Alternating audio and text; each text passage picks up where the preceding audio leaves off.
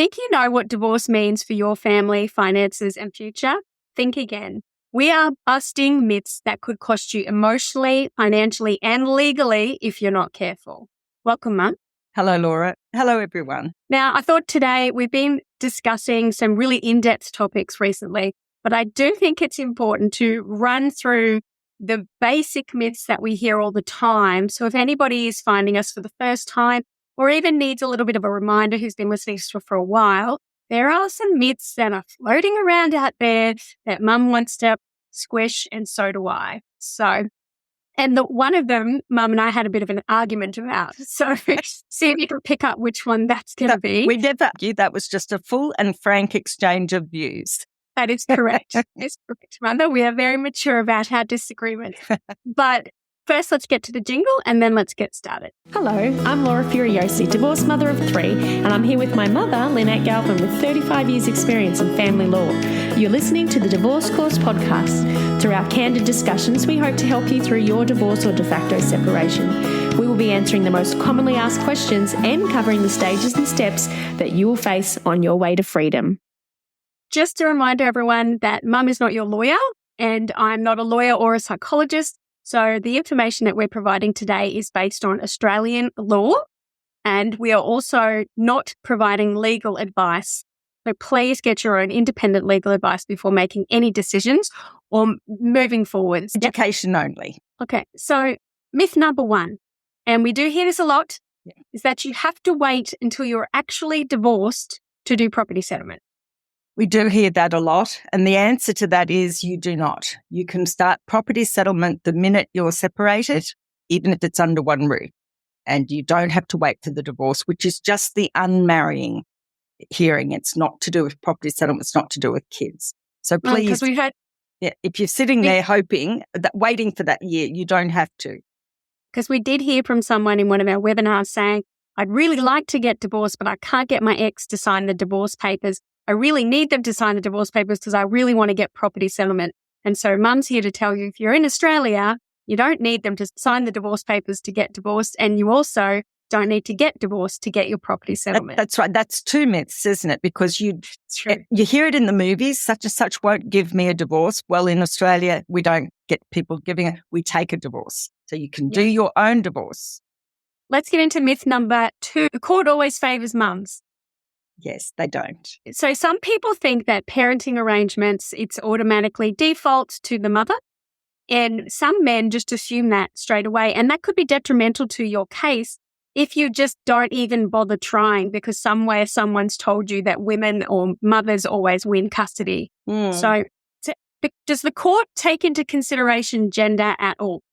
I don't think they do per se, but I think society does. I think if any, you still have stay-at-home dads are a minority of the stay-at-home parents. It's mostly stay-at-home mums. And so I think that the court takes the couple and the arrangements as they find them, and most often people have put those gender divisions in their own lives, probably simply because of the need for pregnancy and maternity leave.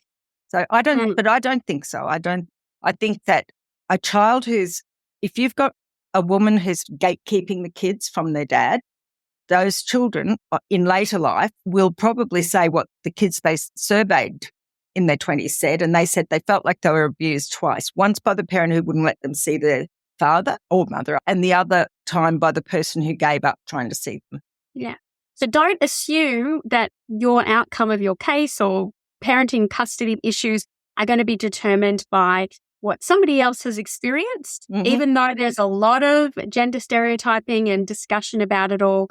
And there's a lot of comments on social media saying men always X or women always X. That does not mean that's going to happen for you because each case is taken on by a case-by-case basis with all the facts considered based on the legislation. Spot on. Okay. Next myth is being bamboozled into thinking that the other person owns everything and you're going to get nothing. Yes. So you see this most often in coercive control relationships where the controlling person kind of brainwashes the other person into thinking they've got no rights and no ownership. And do you know how they do it? They do it by just saying it, by assuming it, by acting as though it's theirs, all theirs. And it's easy for you to get bamboozled with all of that. They might even say, look, I've been to see a lawyer and you don't get any of that, all of that. So that's a big mistake, a big myth. You need to get your own information. And so that myth about it's all theirs, therefore you can't get anything, can be looked at by someone professionally and give you advice, because there's very few things that don't become available for division between the parties. And look, it's really hard. I don't know if you've listened to our emotional abuse episode, Is It Emotional Abuse? But as Coercive said, the psychologist, sometimes if you've been in an emotionally abusive relationship, they take your autonomy for thinking, your understanding, identity. And so you second guess or question everything that you think. And you take everything they say, if they've distorted your reality, as gospel or as the reality. Yep. Yeah. And I think that one of the things that used to set my ears tingling in practice was when someone would come in and go, oh, my ex is so smart. You don't realize they are so smart. And that's usually unlikely that you formed that view of your ex. It's likely that you've been bullied into it. And I think what Coercive said, she called it perspecticide. And I think she was quoting someone from the States. But what a good idea. What a good concept that your perspective has been killed. And so you don't buy into their arguments or what they say. And if you're early out of a coercive control, don't trust your own judgment. Get somebody else involved to help you. That's right. Yeah. Okay, another myth, Mum. Equalizing super is the right thing to do. Now, we have done a whole episode on this. Yes. I don't know if it's out yet, but it talks about the problems of equalizing super. Yeah. Can you quickly give us a little rundown? Equalizing super, and we should put in there, without a proper adjustment of the other assets to reflect the proper division, is a mistake. It's a myth. I know it's being mentioned a lot by people I'm talking to, saying, oh, we're equalizing the super, and any layperson go, oh, yeah, that seems fair.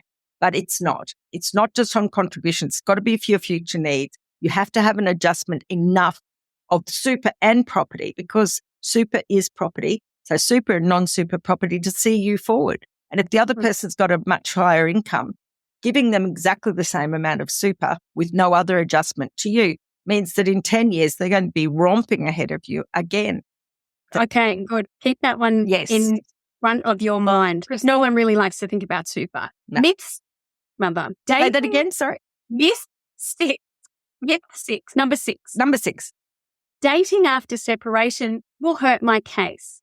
Yeah, no, unless you've got children and the person you're dating is completely inappropriate. I've seen that.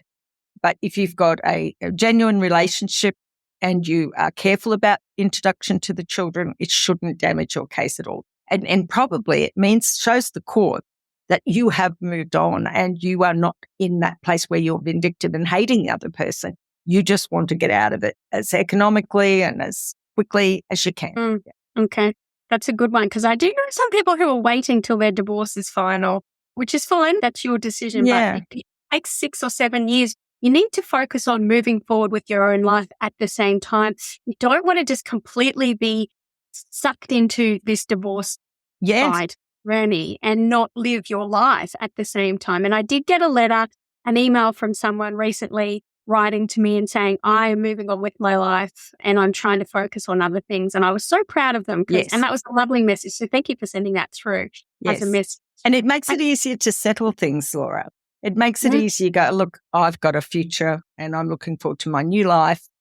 I heard an expression today. I was listening to a family report on cases and things from a very senior lawyer in Melbourne. And she said, the courts they have always preferred looking through the windscreen than looking in the rearview mirror about things. And I think she said it in relation to children and the behaviour with children, but she's right. I mean, we do have to look forward. We have to explain, narrate our past, deal with it, move on. In saying that, we actually have a survey available for anybody who's listening today who might want to let us know how they're going with that. We partnered with a lovely lady who was trying to create a course to help people on dating after separation. If you want to check out the survey, we'll put the link down below. Once we hit 500 survey numbers, we're choosing one lucky person to actually have a free chat with Mum.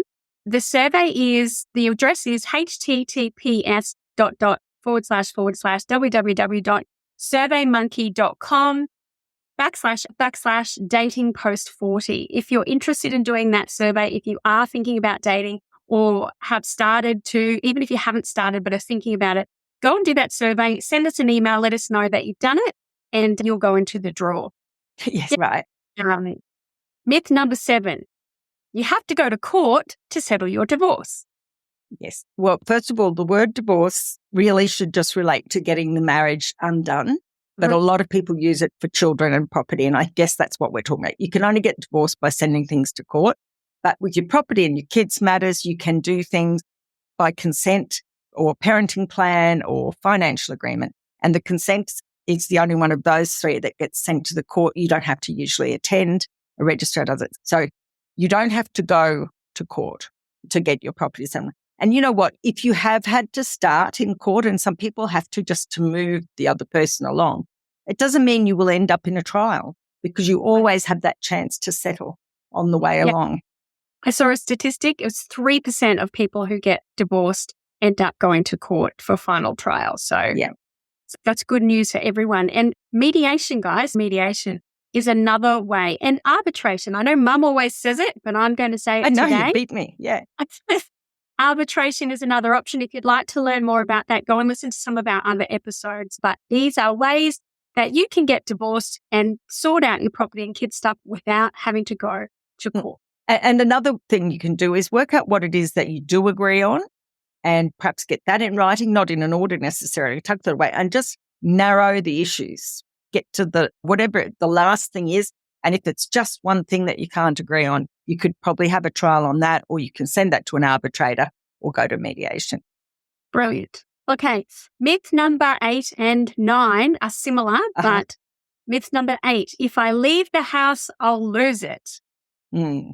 So we hear a lot of people who stay separated together under one roof, refusing to leave and driving each other batty. Yeah. So because they can try to lose their house.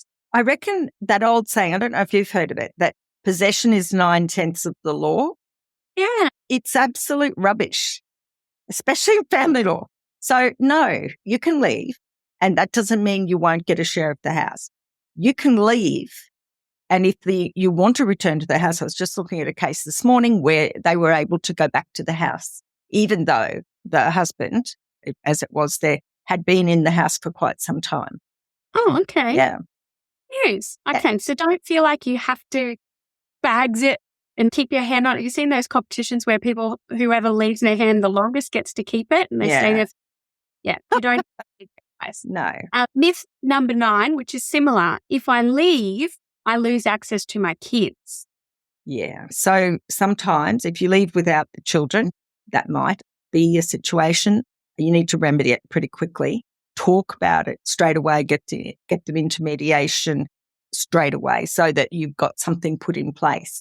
Because the way that family law is now in relation to children is status quo. I mean, what's been happening immediately before any trial or any judgment is bearing a lot of weight with the courts. So they're looking at, they haven't got time on an interim hearing to find out who's lying, who's putting pressure on who, who's the baddie. All they can do is say, look, as far as the kids are going, where are they now? Have they been all right? Going to school? Not sick. I think safest thing is to leave them there until we get to a trial. So it's a myth, but it's not. So be vigorous in getting your time with the children. And if all you get offered, I can't stress this enough, if all that you get offered is supervised time with a child, grab it with both hands and go as often as you can because you need to keep that connection. So can we maybe change that it's not a myth and that if you leave, you might lose access to your kids if you've got a manipulative and controlling ex? Because I guess if it's amicable, of course the court's going to sort it out, but I guess you've got to be careful because some people go off the rails and disappear for a while. And then, like you just said, Mum, it's the status quo. If you go to court, you've got to wait at least a year to get to a trial.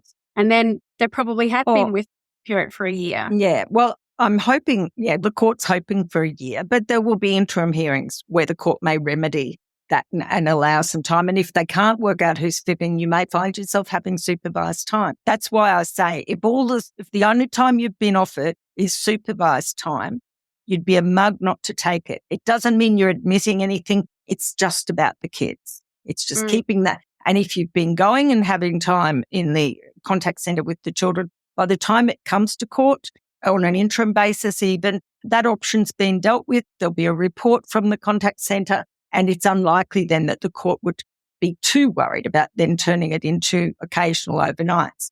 I think that a person who refuses to go to a contact centre on principle is demonstrating to everybody else that the kids aren't their priority. Yes. But it is important to note that parenting rights don't disappear just because you left the house. Need to start doing your disclosure but have no idea where to start? Feeling overwhelmed about mediation coming up? Or just trying to deal with negotiating with a manipulative ex? Then you need to go to thedivorcecourse.com.au to go to the free resources section where you can get a mediation checklist, a disclosure checklist, a word salad, read a letter like a pro checklist, and also a before you go checklist. Get ahead of the game and be organised and ready, as this handy checklist, along with the accompanying episodes of the podcast, will be perfect for you. All you need to do is go to thedivorcecourse.com.au and go to the free resource section and download the free checklists today. And neither does a child's love for you appear just because you've left the house, but a lot of people manage to negotiate something straight away, usually immediately or just as you go, get that sorted. And if you've got to see them at your mum's place or whatever, just do whatever so you can get them. Okay. All right. Go and get legal advice about that. Be very careful. Start as you mean to go on, as Mum always says. Yeah. Okay. Myth number 10. Not getting legal advice saves money. Well, I suppose it does in the short term. You don't have to pay those few $100s or whatever it is to the lawyer. But wouldn't you feel like a mug if you missed out on thousands or tens of thousands or hundreds of thousands because you didn't go and get your own legal advice? Because, and you see it so often, let's not get the lawyers involved, says the person who's probably already been to a lawyer. Yes. And I think it's important that going to see a lawyer does not mean you're going to go to court. And whilst we have a DIY do-it-yourself course, which is great, we still always recommend you go and see a lawyer to find out where you stand and before you sign anything. Yeah. And you can make big mistakes if you don't go see a lawyer, and then it's going to cost you more to undo it. That's right. And if you're listening to Kathy from the lunchroom or, Bob at work, where they've gone through their things, every case is different. Otherwise, we'd be able to just punch in the details and pull the lever and you'd get your answer. Every case is different. But yes, I think that not getting any legal advice usually means you're the only one who has it, because the person who says let's not has already seen a lawyer and doesn't want you to know. And these days, with personal mobile phones and personal emails, you could say to the lawyer, don't contact me again. I want to pay when I come. Yeah. I don't want anything from you. Or you can, if you're confident your email's not being hacked, you may be communicate by email, and you may be able to get text message on your phone or whatever. But most lawyers understand no strings attached. Tell them it's a delicate situation. You're in the very, very early stages and you don't want them to do anything. You just want that one-off appointment to see where you stand. And if they want like a long relationship and thousands in trust, take some time to think about that. Yeah, they might suit you, but they might not. So you're there checking them out to see if they're good for you. And you may even talk to a couple of lawyers.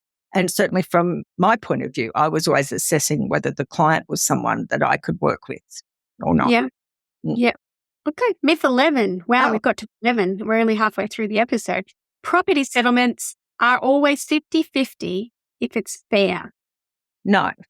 And we talked about that before with wages. If someone's got a really high capacity, and maybe they're getting something coming in the future, like, I don't know, personal injuries claim that's going to go through, and you've got a really low income and you'll be mostly minding the kids.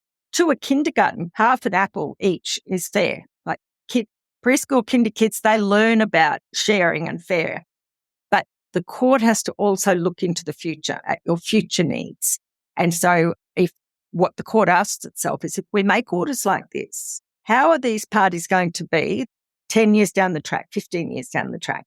And you will see that the person who's got the most money is doing better. The person who's sick, usually having to take days off work, is doing worse and worse and worse. And so the court looks at all of those issues as well. So even if you've got someone saying to you, don't be that person, don't be the one that takes me for everything I've got, don't take half, I've worked hard, yada, yada, yada. I mean, the person who stays home also works hard. And I saw a wonderful list in a case the other day, or this morning actually, where in an affidavit, they'd put all of the things they did in a day, and it was so many things, so many little things. Do you want me to read them out, Mum? Yeah. Read them out. You sent it to me. Okay. So these are the things they put in their case of all the things that they do.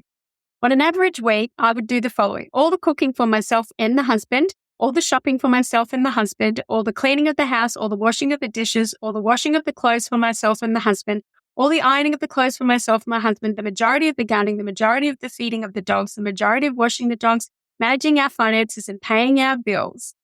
And then it goes on to talk about cleaning, etc. So even that, and that swayed.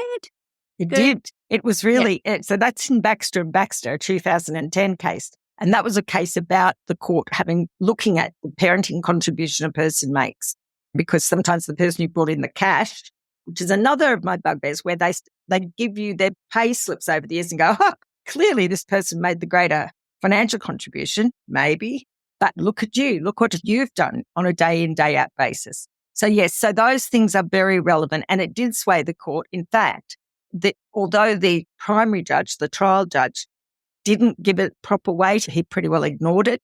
The full court saw fit to actually repeat that part of her affidavit in full and say that she deserved a bigger share of property because of the contribution that she'd made, as well as the future needs. So I think we will do an episode soon about how to present your cases in court. But I think that would be something you would never, ever see in a stock precedent affidavit. You have to make it live for the judge. And that really resonated with me, how much work there is in just keeping a place running.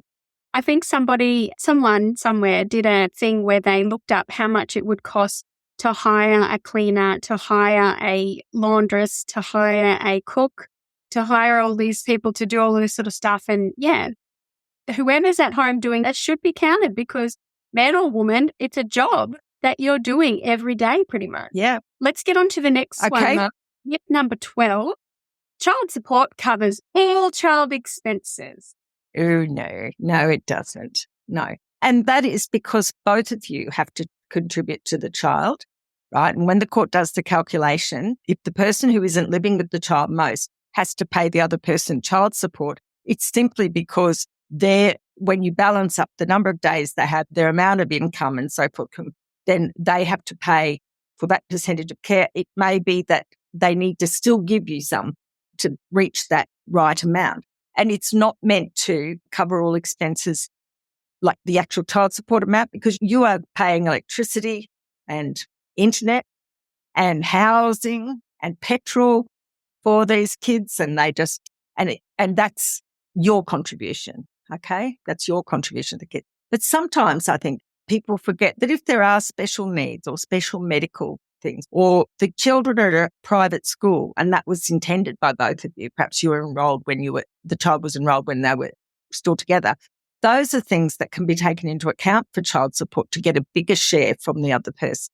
But no, child support is not the whole thing.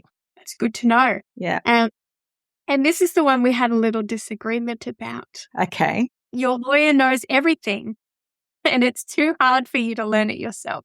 So let's talk about your lawyer knows everything. And to be fair, I believed this myth, and I loved my lawyers, and I know they knew a lot, but I now know I'm not saying my lawyers didn't know it all, but I've heard so many people on our member chats or in emails where their lawyers are telling them stuff that even I know, that I'm like, what? How are they telling you that? That's insane. Like you just said, where they sent pay slips of everything for their entire marriage and said, look at all this money I've brought in. Yeah. So the misunderstandings that lawyers can have is true. lawyers don't know everything? No, and no lawyer knows everything. There's a lot to know. But also, they don't know your whole story.